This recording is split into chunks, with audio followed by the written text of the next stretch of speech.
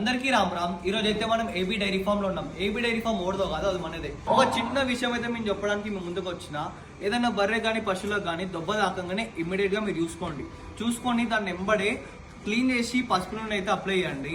దీనివల్ల immediate cure అవుతుంది. ఒకవేళ మనకి మెడికల్ షాప్ నుంచి ఏదైనా ప్రోడక్ట్ కావాలంటే ప్రతి ఒక్క వెటనరీ షాప్ లో ఈ స్ప్రే అయితే ఉంటుంది.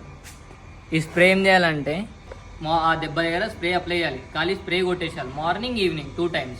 ఇట్లా కాకుండా క్యూర్ రాలేదనుకో దాన్ని అది ఎక్కువ అయిపోతుంది. ఆ దెబ్బ ఎక్కువ అయిపోయి అందులో పురుగులు పడతాయి. ఆ పురుగులకి ఏం చేయాలి? అప్పుడు పురుగులు పడ్డప్పుడు పెట్రోల్ పోయాలి. పెట్రోల్ కాకుండా మనకి నెక్స్ట్ ఆప్షన్ ఏముందంటే హార్త్ కర్పూరం బిల్లలు ఉంటాయి కదా, దాంతో మనం దాన్ని అప్లై చేయండి. దానివల్ల అయితే జల్లి క్యూర్ అవుతుంది. అవి ఎప్పుడు వాడాలంటే ఏదైనా దొబ్బలో పురుగు పడుతుంది మనకి వర్షాకాలంలో, లేదంటే అది బుడజలో తిరిగినప్పుడు దోమలు కరిచి ఆ దొబ్బ లోపల మొత్తం పురుగులు పడుతుంది.